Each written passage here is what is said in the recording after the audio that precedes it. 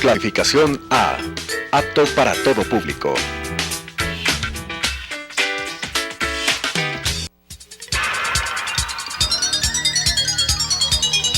Las opiniones vertidas en este espacio por la producción y dirección del programa son de exclusiva responsabilidad de sus autores y de quienes intervienen en ellos.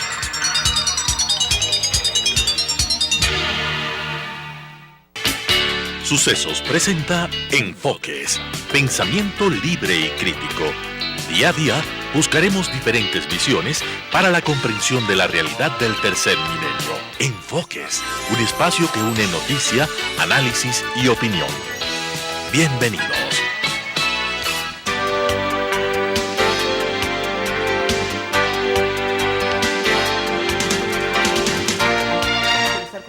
Bienvenidos al espacio en televisión y gracias por seguirnos desde Radio Sucesos a Telesucesos. Hoy damos la bienvenida al doctor Carlos Larrea. Él es quien lidera la Unidad de Información Socioambiental de la Universidad Andina Simón Bolívar y acaba de presentar un libro denominado ¿Está agotado el periodo petrolero en el Ecuador? Doctor Larrea, ¿cómo analizar esto? El petróleo ha marcado desde los años 70 a la fecha la lógica económica y una serie de temáticas dentro del país. ¿Qué pasa con este periodo de largo aliento? Porque hablamos de más de 40 años de depender del petróleo de una u otra manera. Así es. Justamente en este año se cumplió medio siglo de la apertura del primer pozo petrolero en la Amazonía ecuatoriana, el pozo Lago Agrio número 1, perforado por Texaco. Se hizo en 1967. Y luego, una vez concluido el oleoducto, desde el año 72, el Ecuador se convirtió en un país petrolero. Han pasado muchos años desde aquel entonces. Muchos años en donde uno recuerda los documentales que ha visto desde el general Rodríguez Lara paseándose con un barril por el mundo entero. Exacto. Yo recuerdo que en el colegio militar se puso un barril de petróleo, que todavía debe estar en el museo, que era el primer barril que fue transportado por el oleoducto, y eso marcaba grandes expectativas. En aquel entonces, el mismo general Rodríguez Lara habló de sembrar el petróleo. Entonces, la primera pregunta importante es, ¿hemos logrado sembrar el petróleo? Obviamente el petróleo no se siembra, pero la idea es que tratándose de un recurso que no es renovable, un recurso que se va a agotar, un recurso finito, el Ecuador tenía una responsabilidad histórica, que es convertir los ingresos petroleros en una mejora sustentable, de larga duración en las condiciones de vida de la población. Lo primero que hemos constatado es que después de tanto tiempo persiste más o menos un tercio de la población ecuatoriana en condiciones de pobreza, que si bien ha habido un avance importante en educación, salud y grandes mejoras, una expansión del aparato público, etcétera, no hemos logrado superar los grandes problemas de fondo del Ecuador. El segundo tema... Ahora, están allí, ¿qué escenario hubiéramos tenido sin petróleo? Porque también es esto, el saber qué pasaba si no teníamos petróleo y los millones de dólares que ha ingresado al Ecuador, a la economía. Claro, yo le pongo el ejemplo de Costa Rica. Costa Rica era un país muy parecido al Ecuador en aquella época. En los años 60, 70, Costa Rica exportaba básicamente 3 productos, que eran casi iguales a la canasta de exportaciones del Ecuador: banano, café y cacao. Actualmente el ingreso por habitante de Costa Rica es uno de los más altos de América Latina. Costa Rica ha logrado realmente una diversificación sustentable de su economía, y Costa Rica se ha destacado principalmente por una enorme inversión en educación y salud que le condujo a promover el turismo y el ecoturismo como alternativas. A diferencia del petróleo, eso no se acaba. Y Costa Rica, en realidad, como el Ecuador, está dotada de una enorme biodiversidad. Sin embargo, el Ecuador es mucho más rico potencialmente. Por ejemplo, no hay ninguna ciudad colonial de la importancia de Quito o de la importancia de Cuenca en Costa Rica. En Costa Rica no tenemos las Islas Galápagos, o algo equivalente. En Costa Rica no tenemos el Parque Nacional Yasuní, que es el lugar más biodiverso del planeta. Y sin embargo, Costa Rica, sin tener una sola gota de petróleo, es más, habiendo prohibido la extracción y explotación petrolera en su territorio, ha logrado condiciones de vida mucho mejores a las del Ecuador. Eso nos muestra que otro camino no petrolero sí es posible. Y además, bueno, el tema central del libro es que ya no es una opción. ¿Cuánto tiempo el Ecuador va a continuar siendo un país petrolero? Depende de una variable físicamente determinada que son las reservas petroleras. Y el punto es que el Ecuador está en un momento en el cual aproximadamente en 1930, 1931, o sea, en muy poquito tiempo, hoy estamos en en el 2030 17, o en el 2031. aproximadamente. Eso no se puede fijar con mucha precisión, pero hemos hecho varios modelos predictivos y las cifras apuntan casi siempre hacia allá con varios escenarios. El Ecuador se convertirá en un importador de petróleo. Estamos muy cerca, son menos de 15 Exacto. años que tenemos petróleo. Ahora, ¿qué ocurre con las nuevas explotaciones cuando uno piensa en el parque Yasuní, lo que se está haciendo en el ITT, se Exacto. está empezando a explotar? ¿Eso no nos da más aliento en el tema petrolero o igual las reservas van hasta el 2030 o 31? Todos los modelos que hemos corrido incluyendo la explotación del ITT. Yo considero y me opuesto siempre a la explotación del ITT porque considero que este momento carece de rentabilidad. El Ecuador tiene dos grandes tenazas en el campo petrolero que son muy difíciles de remover. La primera es la limitación de las reservas, que cada vez la producción es menor.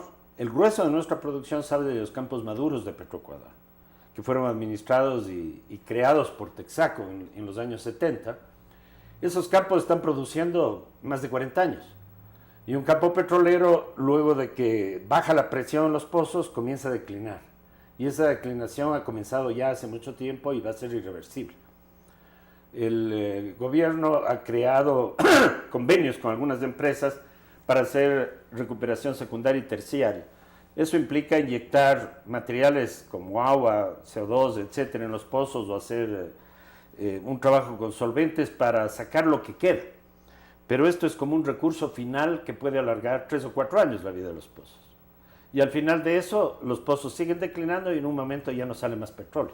Ahora, ¿cómo proyectarnos sin petróleo? Tenemos la mala costumbre, por así decirlo, de depender. Todo el mundo estamos pendientes del mercado de WTI. Ese es el grave problema. Todos miramos el WTI Exacto. para saber cómo está la economía internamente. ¿Cómo proyectarnos? Nos quedan más o menos 10 años Exacto. para proyectarnos de una manera positiva a vivir ese es el punto. un país Ese es el post-petrolero. punto. Claro, el segundo problema que usted ha mencionado es el de los precios. Eso lo podemos analizar, pero los precios de petróleo han caído para permanecer bajos durante mucho tiempo. Pero, ¿qué significa bajos? Lo que siempre discutimos con los economistas acá. Porque si uno piensa, inicios del siglo XXI estaban muchísimo más bajos. Exacto. Y se decía, si se logra llegar a $30 estamos bien. Estamos en promedios de 50. O sea, Pero no los es- costos de producción han subido, porque la recuperación secundaria y terciaria requiere grandes inversiones, porque el petróleo ITT es sumamente caro de extraer, es un petróleo pesado, es un petróleo con alto contenido de azufre, es un petróleo situado prácticamente en la frontera peruana,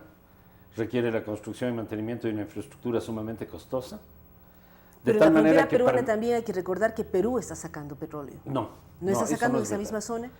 El Perú prácticamente es un país que ha dejado de ser un país petrolero. El oleoducto norperuano, que es lo más cerca que tenemos al otro lado de la frontera, está bombeando con 1/6 de la capacidad instalada, o menos.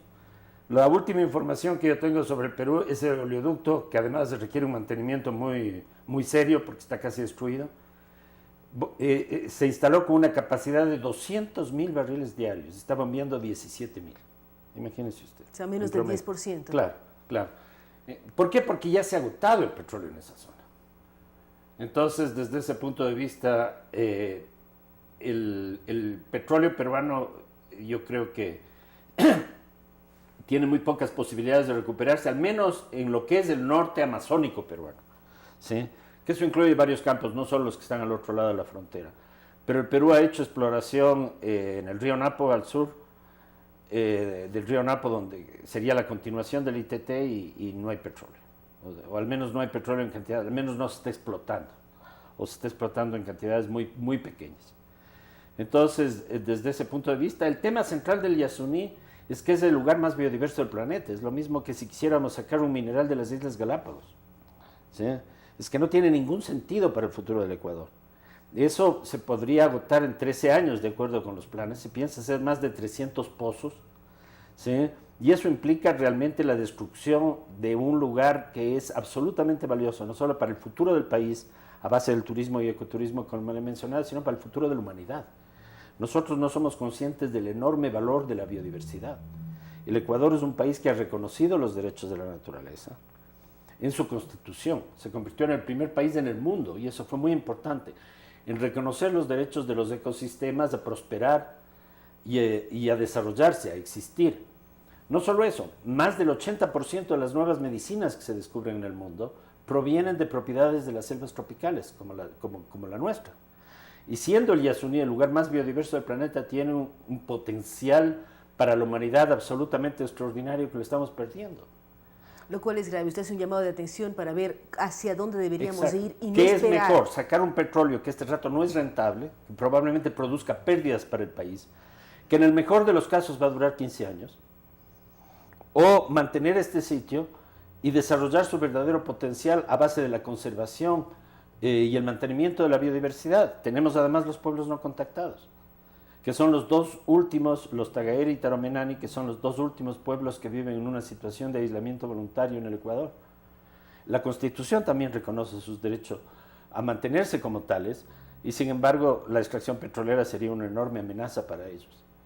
Entonces el tema del ITT es un tema extremadamente polémico, y creo que es muy importante que revisemos profundamente la decisión que ha sido tomada de iniciar la explotación. Todavía tenemos tiempo, porque en realidad lo que se ha hecho es perforar 26 pozos en Tiputini, que queda prácticamente en el límite norte del parque y que no afecta la gran masa del parque. Los problemas son en Ispingo y Tambococho, que están dentro del parque. Exacto, Tiputini es un poco el límite externo. Está en el límite, sí, en el límite norte. En el Ahora, límite doctor Larrea, usted dice hay que mirar qué queremos de un país postpetrolero, pero ¿cómo prepararnos para ello? Usted dice la Constitución ya está preservando o precautelando los derechos de la naturaleza y habla de una serie de temas, pero ¿cómo prepararnos como país, como gobierno, en este momento que vamos a vivir un cambio de mando, para irnos proyectándonos hacia un país diferente? Siempre todos somos conscientes de que podemos ser una potencia turística por biodiversidad, por tema colonial, por todo lo que podemos mencionar acá, pero no se dan los pasos. Ecuador recibe cerca de 1 millón de turistas al año, cuando ciudades como Barcelona reciben 50 millones. O sea, ¿cómo lograr potenciarnos y utilizar la infraestructura que tenemos? Si tenemos aeropuertos nuevos como el de Quito, pero no son centros de distribución como los vecinos, y no es tan fácil llegar a nuestro país. Así es, todavía no estamos integrados en los circuitos internacionales. Volviendo al ejemplo de Costa Rica, pero pueden mencionar el ejemplo de Colombia, el ejemplo de Perú, que son países vecinos a nosotros. Para ellos el turismo representa entre el 2 y el 3%, en el caso de Costa Rica el 5% del ingreso nacional y el 5% del empleo. Las cifras del Ecuador están por debajo del 2%. O sea, eso significa que teniendo un potencial absolutamente extraordinario, no lo estamos aprovechando adecuadamente. En ese sentido, lo que es necesario hacer es una alianza público-privado, y eso depende mucho de la responsabilidad del Estado, para resolver problemas como los que usted dice. Convertir al Ecuador en un país más accesible a los grandes circuitos de turismo internacional. Hacer que el Ecuador sea conocido internacionalmente. La mayoría de los habitantes de los países en desarrollo no saben que Galápagos le pertenece al Ecuador, por ejemplo. ¿Sí? Aumentar la permanencia de los turistas en el Ecuador, que se queda muy pocos días comparado con otros destinos. Educar a la gente, a nuestra población, para que tenga mayor capacidad de recibir a los turistas, de convertir su permanencia en el Ecuador en una estadía acogedora, hacer inversión en infraestructura. Tenemos este rato buenas carreteras, creo que eso es algo importante, pero no basta con eso. En general, la información de la que disponen los turistas cuando llega al Ecuador, la infraestructura sanitaria, los hoteles, etcétera, todavía requieren una transformación enorme, ¿sí? Por eso se necesita una vocación de larga duración, que vaya poco a poco convirtiéndole al Ecuador en un país alternativo. Esa es una opción, pero existen muchas otras también. En mi opinión, el turismo es una especie de puente que puede permitirnos ir creciendo rápidamente y enfrentar una realidad que es inevitable. No importa qué políticas públicas sigamos, pero el Ecuador ya no puede seguir dependiendo del petróleo. En este momento los ingresos Pero provenientes se del ha hablado petróleo... de cambio de matriz productiva, se ha hablado de una serie de temas en los últimos 10 años, pero desgraciadamente seguimos dependiendo del Exacto. petróleo. El problema... ¿Qué recomendaciones se puede hacer, perdón la interrupción, Sí. a un nuevo gobierno que está iniciando, que tiene el mismo tinte político, pero hay expectativas sobre temas de diálogo, de pronto mayor responsabilidad ambiental? ¿Cómo hacer lo que usted decía, alianza público-privada, y que dejemos de depender del recurso del petróleo? Bueno, en general los países petroleros han tenido mucha dificultad para diversificarse. Afortunadamente no estamos en la situación crítica de Venezuela, pero la experiencia de Venezuela nos muestra el fracaso total de una economía básicamente petrolera.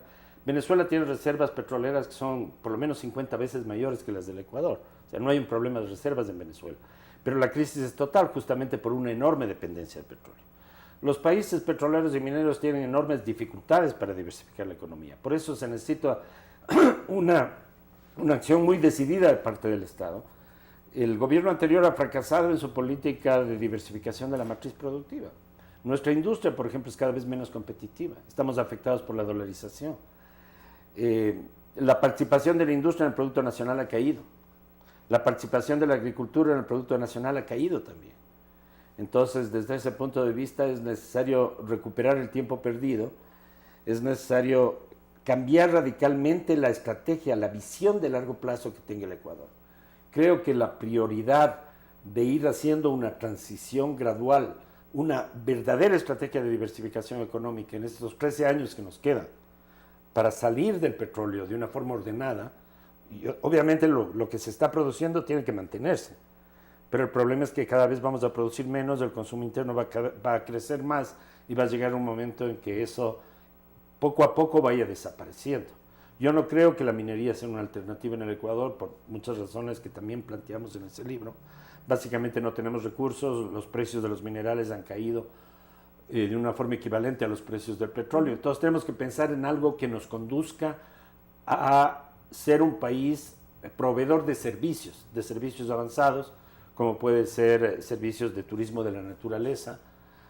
El nivel educativo de nuestra población ha mejorado mucho. Podríamos trabajar en el futuro en otras opciones. Podemos avanzar en cierta industria, por ejemplo, la industrialización del chocolate. En cacao, nuestro cacao es el mejor del mundo. Podríamos completar esos circuitos y avanzar hacia la exportación de productos manufacturados. En fin, hay algunas alternativas. La gran ventaja del Ecuador es que es un país con enormes recursos todavía potenciales que podrían crecer.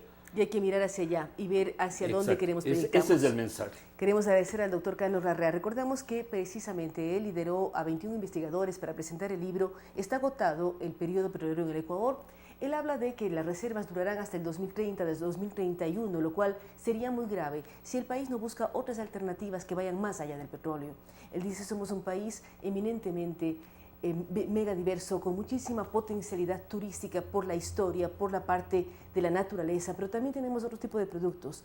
Hay que buscar diferentes alternativas, alianzas público-privadas, como él menciona, y ver también el potencial que tenemos en el mundo agrícola. Hablar de el cacao como el mejor chocolate del mundo no es poco. Hablar de los productos que siempre han sido líderes en el mundo entero, desde flores, banano, camarón, ir mirando con otros ojos hacia dónde queremos ir y cómo queremos tener un país en donde el petróleo no sea el principal elemento que mueva su economía. Gracias nuevamente al doctor Carlos Larrea. Si ustedes tienen interés en el libro, pueden encontrarlo en la Universidad Andina. Está agotado el periodo petrolero en el Ecuador, un libro que debe ser analizado, sobre todo cuando estamos iniciando un nuevo gobierno. Vamos a ir a una pausa, luego de la cual estaremos dialogando con quien maneja la infraestructura del Metro de Quito, el ingeniero Jorge Llanes. Con estas ideas y opiniones, regresamos con Enfoques.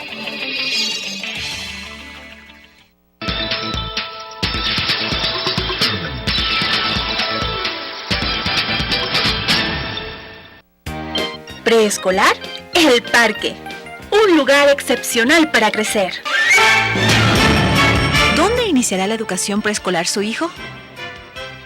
Llegó la hora de decidir. Preescolar, El Parque.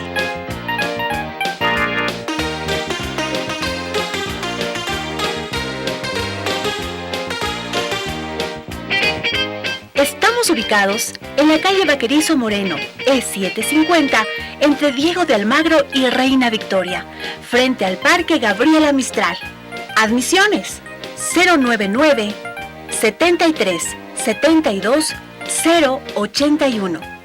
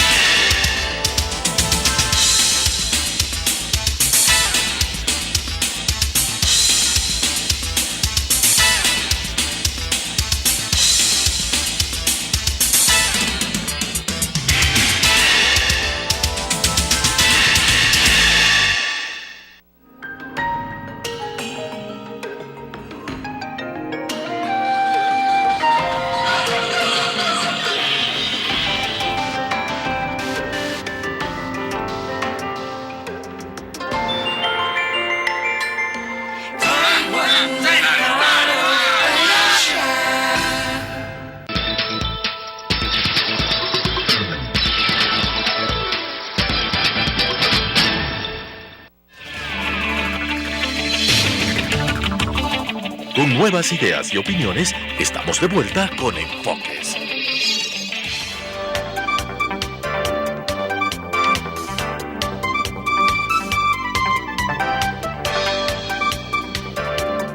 Gracias por continuar con nosotros. Como lo habíamos anunciado, damos la bienvenida al ingeniero Jorge Yáñez. Él es quien gerencia la parte de la infraestructura del Metro de Quito. Ingeniero, ¿cómo analizar el avance del metro? Fuera de micrófonos decíamos, están dentro de cronogramas, pero todos quienes vivimos en Quito y los ecuatorianos que están involucrados quieren saber cómo va el proceso de la excavación de las tuneladoras, en fin, ¿qué nos puede contar? Sí, muy buenos días a todos. Efectivamente el metro pues está avanzando dentro de lo que estaba previsto en el cronograma. Tenemos ya una tuneladora que ha excavado algo más de 1 kilómetro entre la estación El Labrador y la estación Jipijapa. Casualmente este fin de semana reinició su excavación hacia el sur, hacia la estación Iñaquito. El día de hoy empieza la excavación con la segunda tuneladora que se llama Luz de América, que es la que sale de la estación Solanda hacia el norte y terminará su excavación en la Alameda. Y posteriormente, una vez que se termine de ensamblar, iniciará la tuneladora que va desde Solanda hasta Quitumbe, que tiene un recorrido menor. Y en cuanto a frentes de obra, pues tenemos aproximadamente 35 frentes abiertos, tenemos casi todas las estaciones ya en construcción y pues muy contentos de ¿Cuántas poder, personas están trabajando en construir la infraestructura del metro? Porque es un motor no solamente para el tema de movilidad, sino efectivamente para el tema de trabajo en Quito. Sí, tenemos aproximadamente algo más de 2.000 personas en la obra con empleos directos y se calcula pues casi 3 veces eso de empleos indirectos, alrededor de 6.000, con todo lo que conlleva construir una obra de esta magnitud. ¿Cómo avanza en tiempos la obra? ¿Por qué la pregunta? Hemos visto que Quito ha vivido un invierno extremadamente fuerte con lluvias. ¿Esto ha afectado a la construcción? ¿Ha generado problemas en los plazos y en los tiempos? Bueno, las lluvias, como toda obra civil, pues sí tiene afectación sobre los trabajos. Sin embargo, tuvimos, yo diría que un poco más de efecto de la lluvia el año pasado, cuando estábamos haciendo todo el tema del sur de Talleres y Cocheras, que era una obra completamente exterior, en la que había que hacer préstamo de material y compactación. Últimamente pues sí ha afectado, pero en su mayoría pues estamos recuperando el tiempo que perdimos el año pasado y ha sido digamos una época de construcción, yo diría que normal, no ha habido mayor inconveniente. Y en la construcción misma de los túneles, ¿qué problemas se encuentran? ¿Qué facilidades se encuentran? Es un mundo que al no ser visible genera una serie de especulaciones del estar construyendo bajo tierra. ¿Cuántos metros del nivel del suelo, o no sé cómo denominarlo, están construyendo ustedes los túneles? Sí, como le comentaba, la construcción del túnel como tal va a tener tres tramos. uno por cada tuneladora. El tramo norte, que ya llevamos 1 kilómetro de construcción, se ha hecho con mucha normalidad, de hecho muy por encima del tiempo o del rendimiento que esperábamos. El cálculo inicial para el avance de la tuneladora era aproximadamente 15 metros por día y hemos llegado a hacer 40 metros por día. Entonces, es decir, más del doble de lo planificado. Más del doble de lo planificado. Llegamos con 1 mes de anticipación a la primera estación. Lo que estaba calculado en 3 meses lo hicimos prácticamente en 2 meses. De manera que el suelo de Quito es muy propicio para hacer túneles con este tipo de máquinas. La máquina se ve que estuvo bien diseñada. Yo le decía la profundidad, porque también se habla de tema de vertientes, de quebradas, de una serie de temas internos del suelo que podrían generar problemas, pero dada la profundidad es otra historia. ¿A qué profundidad va la tuneladora? Bueno, el criterio de diseño del túnel generalmente es que los viajeros en las estaciones tengan que caminar lo menos posible desde superficie hasta el nivel de andén donde van a tomar el tren. Y luego el túnel se profundiza todo lo que se puede, manteniendo las pendientes que se deben mantener, y vuelve a salir a la siguiente estación. Los túneles entonces empiezan en un aproximado de 15-20 metros de profundidad según la estación en la que estamos, y pueden llegar casi hasta 60 metros, que es lo que vamos a estar en la parte del centro histórico, en la parte que es la más sensible. Que es la más sensible, y también por la topografía pues vamos a estar a esa profundidad. De manera que a esa profundidad se evitan pues varias cosas. Por un lado, el tema de afectación de infraestructura de la ciudad como tal, es decir, colectores, tuberías de agua, de comunicaciones. Cuando ya estamos a esa profundidad, pues prácticamente no hay nada de qué preocuparse. Es más al inicio, cuando desviamos los servicios para las estaciones, donde tenemos que trabajar un poco más en ese tipo de servicios. El tema arqueológico, la misma cosa. Pasado los 4 metros de profundidad, ya no se encuentra ningún tipo de vestigios arqueológicos. Según los expertos, ese es el tramo en que tenemos que tener más cuidado. Y también para las edificaciones tanto del centro histórico como del resto de la ciudad, se verían afectadas si estuviéramos más superficial, pero al estar a esa profundidad, pues nosotros tenemos los cálculos de lo que puede afectar la construcción del túnel, y se toman pues todas las medidas de precaución. Y además, cuando ustedes empiezan, en el caso de Labrador, donde arrancaron con la tuneladora, ¿cómo socializan con los vecinos, con todo el sector, para generar un buen ambiente? Y si hay alguna dificultad, todos estén pendientes más bien a apoyar y no a complicar el proceso de construcción del metro.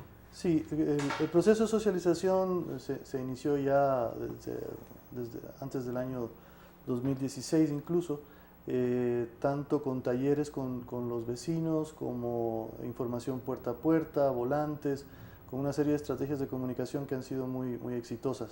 La información que se les ha dado ha sido para la construcción del túnel y para la construcción de las estaciones, porque las estaciones se hacen desde superficie, y eso sí es algo que la ciudadanía nota, es decir, notan los cierres de calles, notan que hay pues ¿Y hasta cuándo las estaciones van a estar listas ya? La pregunta sobre todo va por el tema del centro histórico. Uno va a la plaza de San Francisco y quiere verla como era antes. Claro, justamente la noche de hoy, lunes, vamos a cerrar 3 calles aledañas a la plaza, que son la calle Sucre, la calle Bolívar y parte de la calle Benalcázar, para hacer la parte gruesa de la construcción de la estación en la Plaza San Francisco.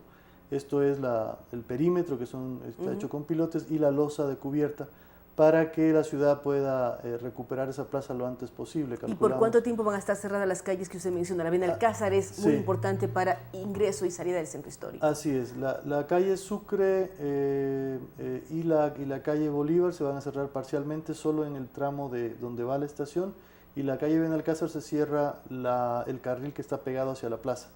Esto tomará aproximadamente 3 meses.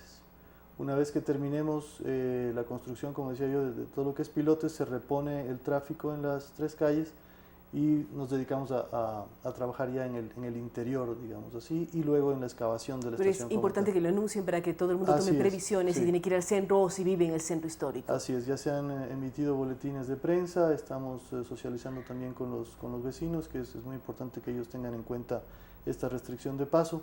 También a través de la AMT, la Agencia Metropolitana de Tránsito, se han rediseñado las rutas tanto de vehículos particulares como de buses que transitan por estas calles, de manera que está todo planificado para el cierre de esta noche. ¿Cuándo tendremos el metro? Es la pregunta que siempre hacemos a los representantes del Metro de Quito. El metro está previsto para principios del primer semestre del 2019. Tendremos ya la obra civil y las instalaciones completadas y tendremos un periodo de 6 meses de pruebas, porque los trenes hay que probarlos muy bien, tanto en marcha blanca, como se dice, que es sin pasajeros, como después con pasajeros, de manera que esté todo el sistema de señalización, el sistema eléctrico, todos los temas de seguridad y las estaciones concluidas, obviamente, para que puedan dar el servicio que requiere la ciudad. Muchísimas gracias al ingeniero Jorge Yáñez. Recordamos que es quien lidera la parte de infraestructura del Metro de Quito. Él nos ha hablado de los avances, de las proyecciones del metro, que está avanzando con mayor celeridad de lo programado. Él dice, pensábamos que se construía con la tuneladora 15 metros de tunel al día, han llegado hasta 40, llegaron un mes antes a la estación de la Jipijapa, entre Labrador y Jipijapa, lo cual es temas importantes. Van a empezar la excavación ya desde Solanda y también, ponga mucha atención, el centro histórico va a estar con más problemas de tráfico porque van a estar cerradas las calles que rodean la plaza de San Francisco. Gracias nuevamente al ingeniero Yáñez. Vamos a una pausa, luego de la cual estaremos dialogando con el asambleísta ya en funciones, Guillermo Celi. Con estas ideas y opiniones, regresamos con Enfoques.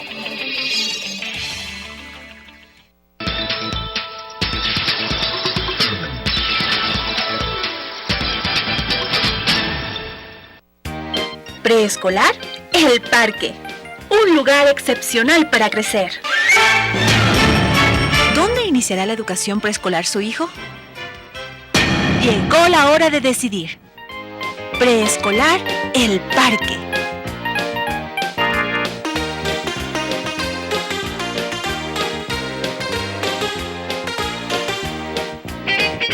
Estamos ubicados en la calle Vaquerizo Moreno, E750, entre Diego de Almagro y Reina Victoria, frente al Parque Gabriela Mistral.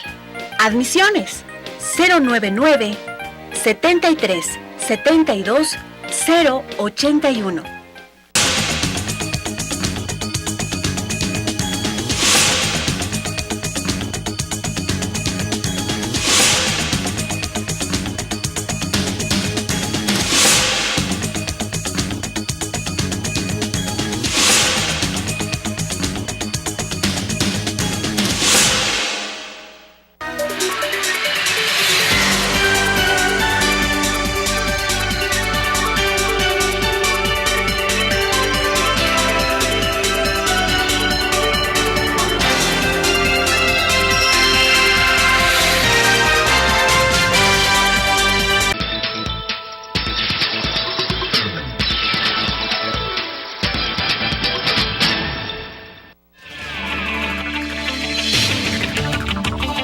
Con nuevas ideas y opiniones, estamos de vuelta con Enfoques.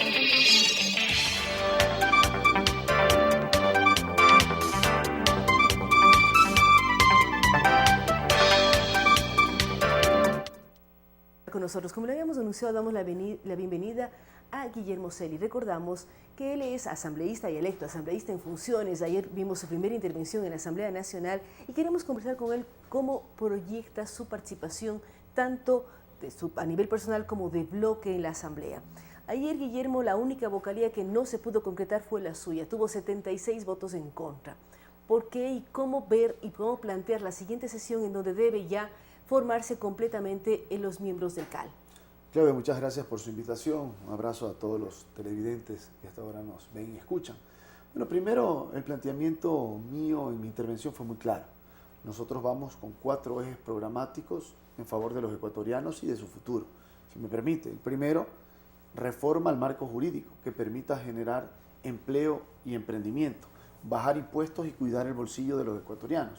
Para eso es fundamental generar la ley del primer emprendimiento, ley de zonas francas para Manabí y Esmeraldas, que son fundamentales para dar generación de empleo en 2 provincias que han sido azotadas por el terremoto, y también bajar excesivos impuestos y de esa manera cuidar el bolsillo de la familia ecuatoriana. Un segundo eje programático es generar leyes que permitan la transparencia en la gestión pública. ¿Y eso qué significa? Un combate firme contra la corrupción y contra la impunidad. Un tercer eje programático son las políticas sociales, y ahí es dar respuesta a los 900.000 jóvenes que no estudian, que no trabajan, y que nosotros tenemos que apoyarlo a través de la ley del emprendimiento y el acceso a la universidad. Eso es importante decirle a la ciudadanía y a los jóvenes. Pero también nos preocupamos mucho por el seguro social y la prestación de sus diferentes servicios y también de los jubilados y sus pensiones. Y eso vamos nosotros también a llevar a la Asamblea. Y como un cuarto eje programático está el relativo al ejercicio pleno de los derechos y garantías constitucionales. Hay dos normas ahí que son importantes tocarlas. La una, la ley de comunicación, que se ha convertido en una camisa de fuerza de quien piense diferente de cualquier gobierno. Y eso no puede seguir siendo así. Hay que hacer una reforma integral a esa ley. Pero también necesitamos hacer una reforma al Código de la Democracia. Y en ese marco nosotros nos vamos a dirigir en esta Asamblea Nacional y he llamado también a un pedido de consulta popular, si usted lo escuchó ayer en mi intervención, con dos temas fundamentales. El primero, que los ecuatorianos nos pronunciemos en las urnas sobre si estamos o no de acuerdo con la reelección indefinida. Nosotros estamos en desacuerdo. Consideramos que la reelección indefinida es un estímulo perverso para gobernar pensando en la próxima elección y no en las próximas generaciones. Y una segunda pregunta, que es, los ecuatorianos deben definir si estamos o no a favor de la dolarización. Nosotros estamos a favor de la dolarización y de fortalecerla, para que quede cualquier cosa o cualquier tela de duda al margen con este famoso dinero electrónico que de algún sector del oficialismo pretenden decir que es la solución a la crisis económica. Y hay una serie de análisis al respecto. Ahora, ¿cómo lograr consensos en la Asamblea cuando vimos ayer las intervenciones de diferentes asambleístas de Alianza País defendiendo la ley de comunicación? Como ejemplo, la propia expresidenta de la Asamblea, Gabriela Rivadeneira, diciendo que estaba bien. O sea, ¿cómo lograr consensos y acuerdos al interior de la Asamblea donde ustedes no tienen la mayoría? Sigue siendo mayoría de Alianza País. Porque consideramos que la Asamblea Nacional en este momento tiene que estar a la altura de las exigencias de los ecuatorianos. Y la gente, ¿qué es lo que quiere? Respuesta a sus problemas cotidianos. Falta de empleo, generación de emprendimientos, los estudiantes, los jóvenes quieren estudiar. ¿Qué hacer? Bueno, hacer un llamado a todos los bloques, como lo hice yo ayer, a consensuar, a pensar en los ecuatorianos, a deponer inclusive banderas políticas y tomar el estandarte amarillo, azul y rojo y defender a todos los 16 millones de ecuatorianos. En mi caso, yo fui electo por 1.600.000 ecuatorianos, pero en la Asamblea Nacional yo voy a trabajar por los 16 millones de ecuatorianos. Esa es mi función, esa es nuestra misión. Y bueno, nosotros hemos escuchado un discurso de apertura, un discurso de conciliación. En el caso del CAL, y yo quiero agradecer a los compañeros de mi bancada que me han propuesto y que votaron por mí ayer, y de otras bancadas que también votaron por mí, me dieron 49 votos.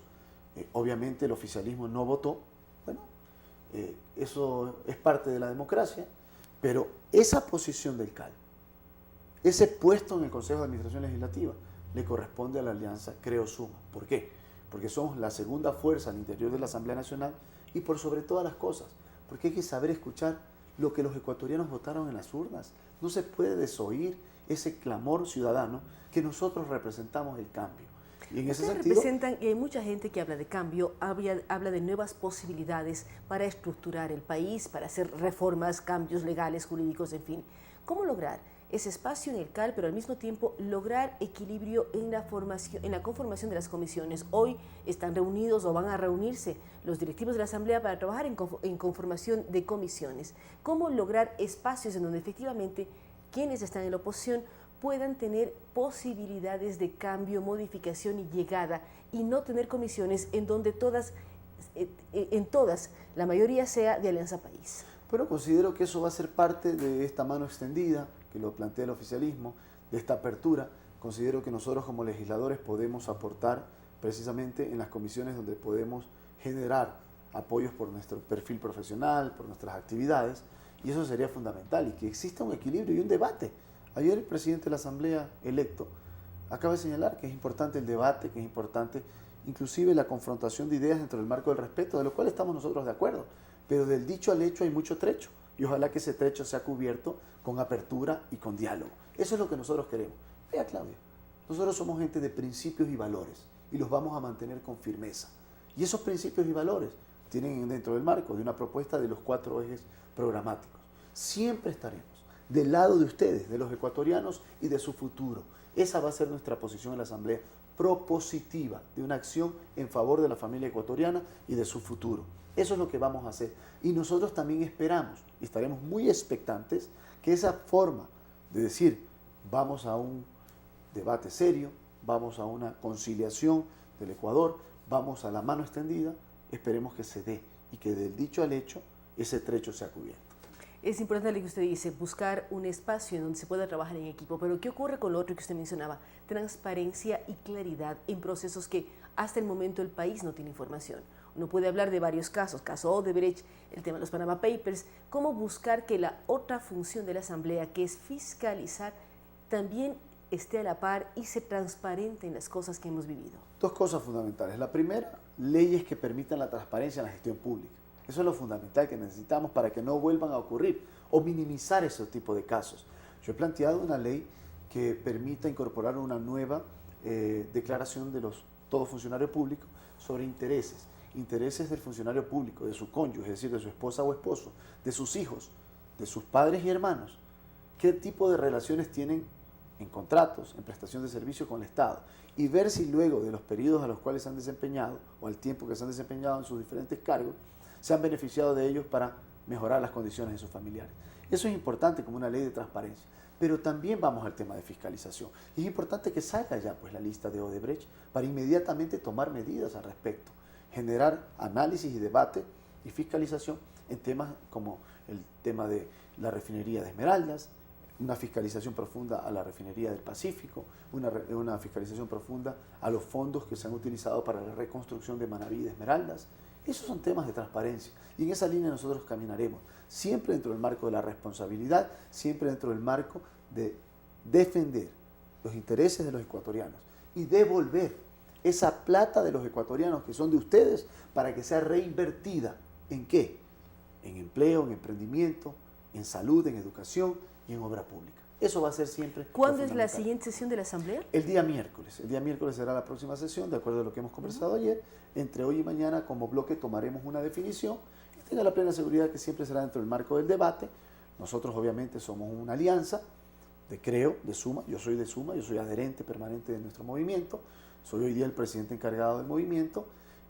Llevo la jefatura de bloque de los 9 legisladores de Suma, al igual como existe la jefatura de todo el bloque, que la representa Roberto Gómez. Que es de Creo. Que es de Creo, pero representa a la bancada.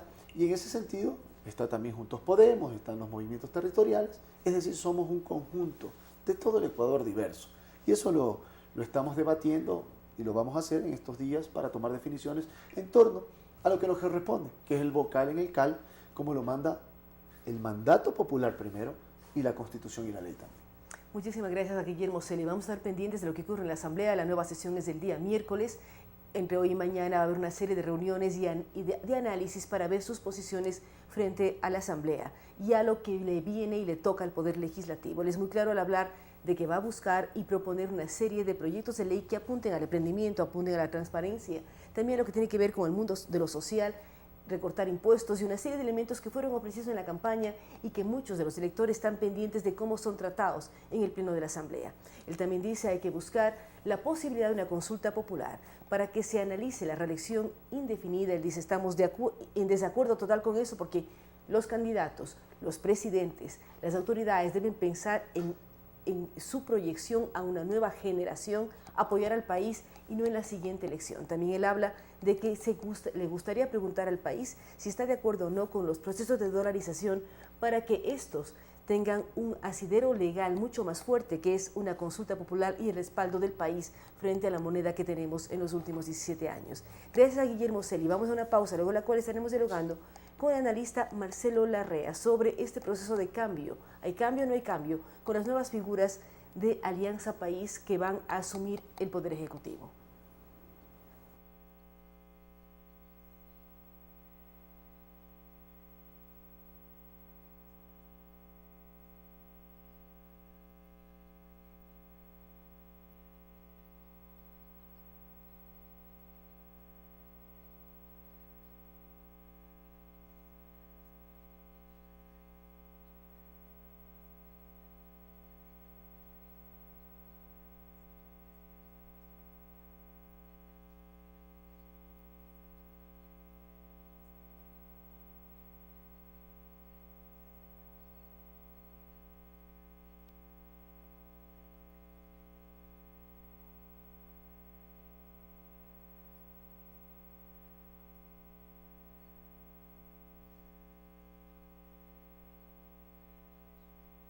Mistral. Admisiones 099 73 72 081.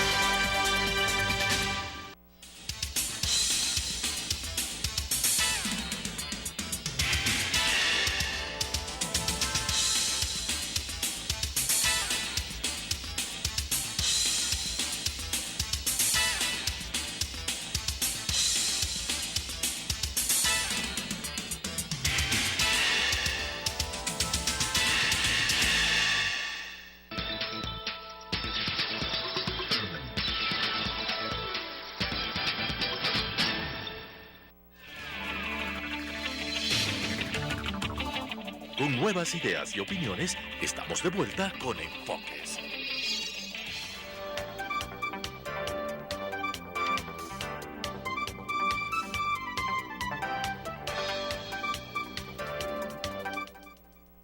Con nosotros, como habíamos anunciado, damos la bienvenida a Marcelo Larrea, con él queremos ver su criterio y su forma de análisis de lo que está viviendo el país. Marcelo, el Ecuador se apresta a un cambio de gobierno el 24 de mayo. Ayer vivimos la nueva posesión de las autoridades de la Asamblea. ¿Hay cambios reales entre un estilo de Alianza País al nuevo estilo que se habla con Lenín Moreno? ¿Cómo visibilizar lo que puede pasar a partir del 24 de mayo? ¿Vamos a cambiar en algo o va a mantenerse la situación como está? Vimos con preocupación, por ejemplo, la demanda a Luis Eduardo Vivanco de La Hora por un Twitter que supuestamente genera polémica. Entonces, si vísperas del cambio se dan demandas a periodistas, ¿qué va a pasar cuando asuma Lenín Moreno el 24 de mayo? Bueno, el gran cambio que va a haber en el país, evidentemente, el 24 de mayo es que el presidente Correa concluye su mandato.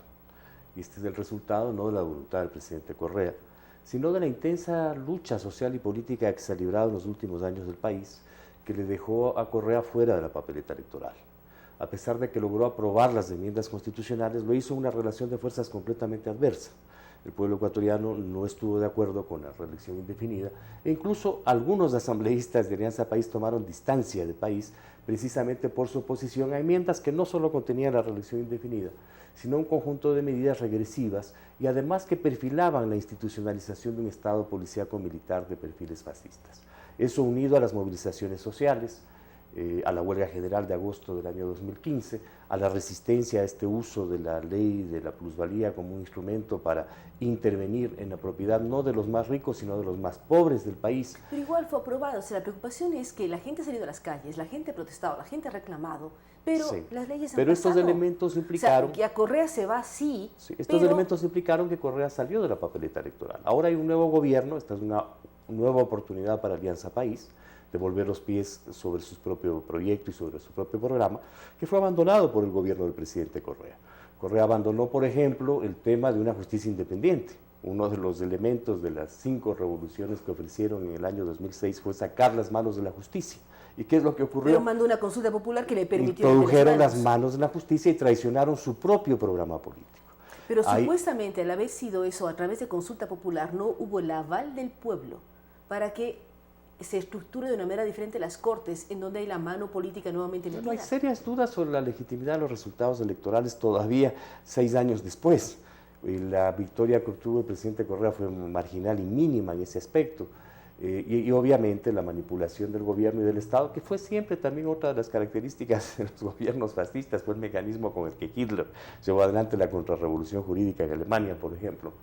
Incidieron en resultados de ese tipo, pero los resultados son desastrosos. En lugar de que la justicia se haya consolidado y fortalecido, lo que tenemos es un sistema de justicia que consolida la impunidad, sobre todo en el ejercicio del poder público y en la administración de los recursos públicos, que, insisto, no son recursos del presidente de la República ni del gobierno de turno que temporalmente ejerce el poder, sino del conjunto de los ecuatorianos. Pero este cambio ya ha tenido lugar. Por pequeño que sea el cambio, es importante apreciarlo.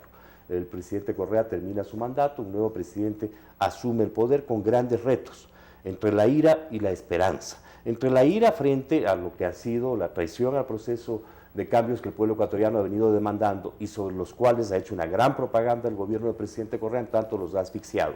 Y en relación a la ira, en relación a la esperanza de que haya cambios reales. El país requiere cambios reales y esos cambios reales empiezan por independencia. Veíamos ayer la asamblea, la instalación de la Asamblea Nacional, el discurso del 80% de los asambleístas de Alianza País es respaldar y validar todo lo que han hecho en 10 años.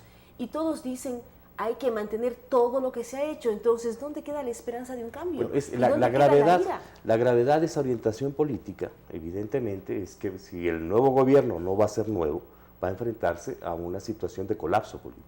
Porque no hay nada peor para una sociedad. El presidente de la Asamblea, cuando se posesiona, él habla de diálogo, habla de otro tipo de forma de hacer la política, en base a consensos, acuerdos, tanto cabida la oposición, pero todos los demás que hablan de la misma tienda política dan otro discurso. Pero los actos de la Asamblea el día de ayer revelan que no son todavía más que palabras, y el pueblo ecuatoriano necesita hechos. Por eso la necesidad de un cambio es fundamental. No hay nada peor que un nuevo gobierno no sea nuevo, que sea un viejo gobierno. Que la nueva asamblea no sea nueva, que sea una vieja asamblea. Hay experiencias políticas que yo las he citado sucesivamente en mis análisis, como por ejemplo la que sufrió Fujimori en el Perú, cuando fue reelecto en el año 2000, el pueblo peruano posiblemente incluso lo religió legítimamente en las urnas, tanto que la señora Keiko Fujimori tuvo una gran votación en las últimas elecciones presidenciales en el Perú, pero cuando el pueblo peruano descubrió que el nuevo gobierno no era nuevo, que era lo mismo de antes, el gobierno colapsó, y colapsó por su eslabón más fuerte, que era el señor Montesinos.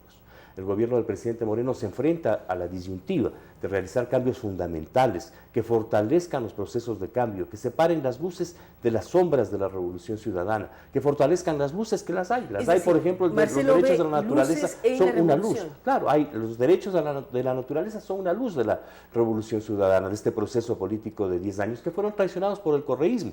En lugar de proteger los derechos de la naturaleza, lo que hizo el correísmo fue lanzar una ofensiva por la ampliación de la frontera petrolera en Ibiasuní y lanzar un modelo extractivista de graves lesiones a la naturaleza con el único propósito de obtener los recursos económicos de la explotación minera del país. Este tipo de contradicciones son evidentes. Se habló en el año 2006 de que había que sacar las manos de la justicia y garantizar la independencia de la justicia, y no existe independencia de la justicia. Estas son las demandas que el pueblo ecuatoriano hace y en las cuales cifra su esperanza. Y si esas demandas no son satisfechas, lo que tendremos es la explosión de la gran ira acumulada en la sociedad ecuatoriana, que no solamente permea los sectores de las distintas oposiciones políticas que hay en el país, que no solamente son o están adscritas a la vieja derecha política del país, sino que incluso están en la base electoral de los electores que votaron por Alianza País. Un gobierno con sensibilidad que responda a los intereses de la nación, que es lo que el país requiere, puede arbitrar con claridad las diferencias internas dentro del bloque de Alianza País y arbitrar con claridad además las diferencias con las distintas tendencias políticas. Pero si vamos a tener la continuación de un régimen autoritario, de un régimen que ha venido lesionando los derechos sociales, democráticos y humanos de la sociedad ecuatoriana, evidentemente vamos a tener un gobierno de crisis y vamos a tener una asamblea de crisis también.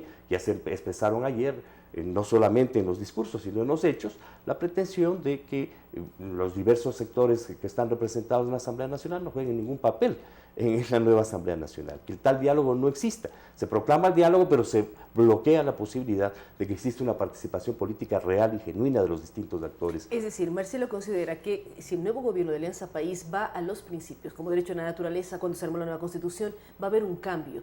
¿Cómo lograrlo? Cuando la figura de Rafael Correa, presente o no en el país, va a ser quien marca una serie de elementos. Uno dice, sí, el 24 de mayo el presidente Correa se va. En las sabatinos no sabemos si va a haber o no con Lenín Moreno o van a suspenderlos porque han sido también han recibido una serie de críticas por un espacio manejado de manera política.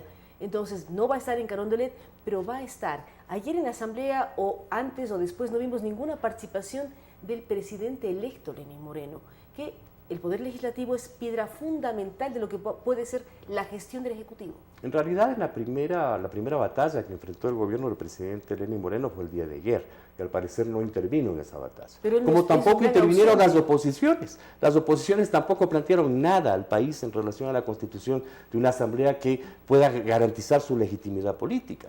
Entonces tenemos una especie de complicidad entre las oposiciones que se han declarado al régimen correísta y la continuidad del correísmo en la gestión de la nueva asamblea. Es de esperar que el 24 de mayo, cuando Lenín Moreno ya sea formalmente presidente de la República, las cosas empiecen a cambiar. Porque si no cambian las cosas, lo que vamos a tener aquí es una olla de presión lista a explotar cualquier momento. No son temas simplemente de hacer determinadas actitudes de maquillaje en algunas normas legales, como las que se han venido anunciando, sino de transformaciones reales y profundas que el país requiere. Tenemos una profunda crisis económica, es necesaria una lucha clara por la transparencia de la gestión pública, no se sabe cómo se han contratado, por ejemplo, se han concedido los puertos, no se conoce con claridad la evolución de Petroecuador, tenemos una grave crisis en Petroecuador con una deuda acumulada gigantesca, con tendencias a la baja en la producción petrolera, con la crisis internacional de los precios del petróleo, con la necesidad del fortalecimiento y la repotenciación de Petroecuador, con escándalos de corrupción como el de la refinería de Esmeraldas y el de la refinería del Aromo. Tenemos el grave problema de la eliminación del 40% de los aportes obligatorios del Estado al Fondo de Pensiones del IES, que desequilibra estructuralmente las reservas actuariales del sistema y lesiona y amenaza la estabilidad de los seguros de pensiones de los jubilados de hoy y de los jubilados de mañana. Por lo tanto, hay problemas muy serios que requieren la construcción de consensos verdaderos y de mayorías verdaderas en el país y no de la manipulación del poder en función de intereses específicos de un movimiento político. Si ese movimiento político ha obtenido la mayoría en la representación legislativa y ha ganado las elecciones en el país, tiene que comprender que no tiene que gobernar exclusivamente para sus miembros, tiene que gobernar para los 16 millones de ecuatorianos que vivimos en este país y para los 4 que viven en el exterior, que tiene que ser consciente y responsable con la nación en su conjunto. De otra manera, el gobierno renuncia a gobernar el país y se limita a gobernar exclusivamente los conflictos y las diferencias internas de la alianza del partido de gobierno, de Alianza País, lo que carece de sentido y le resta legitimidad al gobierno.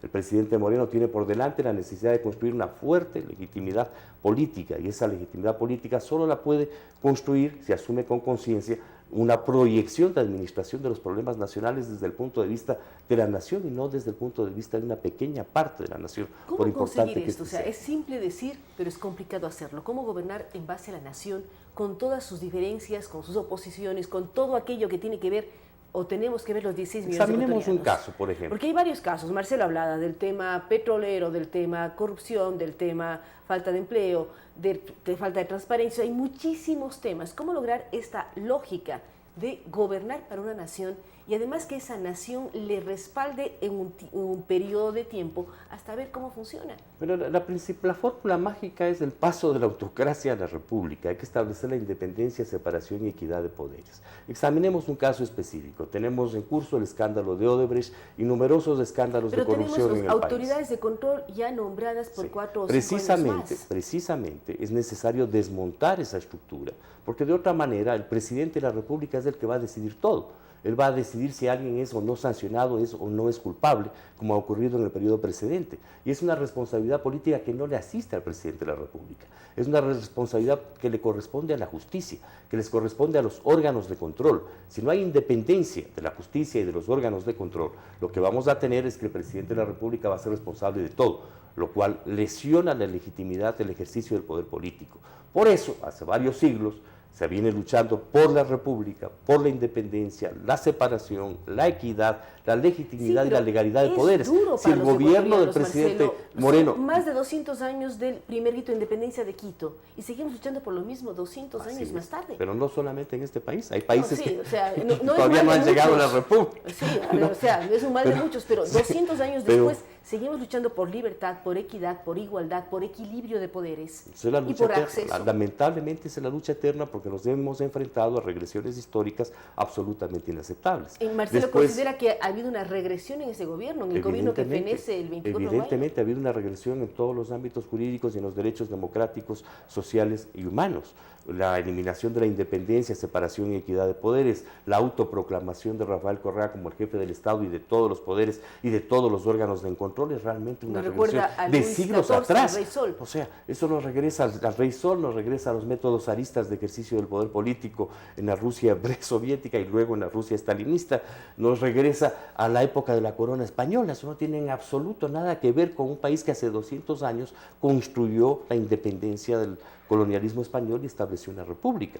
Ahora necesitamos restablecer los fundamentos de la república. Esa es la más grave lesión. En el ámbito del derecho penal pasamos de una declaración constitucional del principio de mínima intervención penal a un código orgánico integral penal de máxima intervención penal. En los derechos de la libertad de expresión y del pensamiento y de comunicación y de cultura hemos pasado a una ley orgánica de comunicación que mutila esos derechos y establece un sistema de vigilancia y castigo, como si las personas no tuviésemos libertad para pensar y expresar lo que pensamos. En los derechos sociales se instituyó el decreto 016, mediante el cual se mutilan los derechos de organización social en un país que durante siglos ha pugnado por construir plenamente y con legitimidad organizaciones sociales de diverso género. En el tema de derechos humanos tenemos 4.000 desaparecidos, sobre los cuales el nuevo presidente de la Asamblea Nacional no ha dicho absolutamente nada respecto a sus funciones como ministro del Interior, y que constituye una de las lesiones más graves de la historia de los derechos humanos en el país.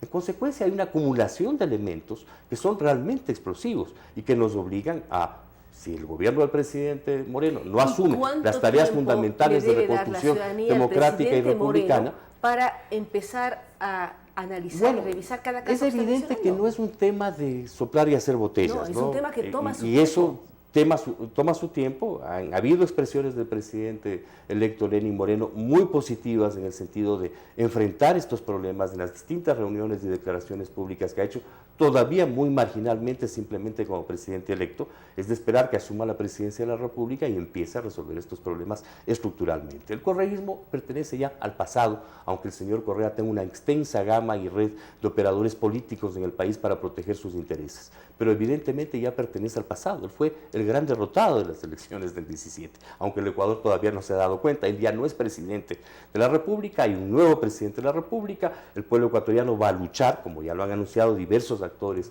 políticos, por la eliminación de la figura de la reelección indefinida, que es realmente un retorno a los viejos mecanismos de dominación política de las monarquías y que es incompatible con la construcción de una sociedad democrática y republicana. De manera que, yo lo he dicho varias veces, no veo ninguna posibilidad ni esperanza de que el señor Correa vuelva a la presidencia de la República, a excepción de que la oposición le haga el juego como lo hizo el día de ayer en la gestión de la Asamblea Nacional. Muchísimas gracias a Marcelo Larrea. Es muy claro al hablar de que el correísmo llega a su fin. Dice el presidente Correa ya termina sus funciones el 24 de mayo. Él considera que ha sido derrotado en las urnas al no haber podido participar o ser parte de la papeleta electoral en las últimas elecciones, pero también habla que Ecuador se debate entre la ira y la esperanza. Hay una serie de temas pendientes en el país, desde los 4.000 personas que han sido maltratadas, por decirlo así, que se han conculcado sus derechos humanos, hasta aquello que tiene que ver con temas de corrupción como Refinería del Aroma o Refinería del Pacífico, Refinería de Esmeraldas, la lista de Odebrecht, temas pendientes que tiene que enfrentar el nuevo gobierno. Un gobierno que genera esperanza, sí, a partir del 24 de mayo, pero que también tiene la obligación de dar respuesta a una serie de elementos. Lo que dice Marcelo Larrea, hay que volver a vivir en democracia y volver a gozar de los derechos civiles de todos los ecuatorianos. Gracias nuevamente a Marcelo Larrea. Gracias a ustedes que nos han acompañado el día de hoy. Recordamos que este programa llega con el apoyo de la Universidad Internacional del Ecuador, Movistar y Produbanco. Nos vemos el día de mañana.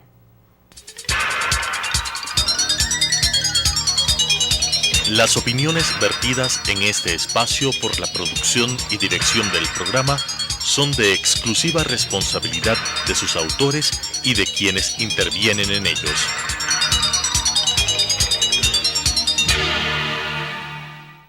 Sucesos presentó Enfoques. Pensamiento libre y crítico. Día a día buscaremos diferentes visiones para la comprensión de la realidad del tercer milenio. Enfoques, un espacio que une noticia, análisis y opinión. Hasta la próxima.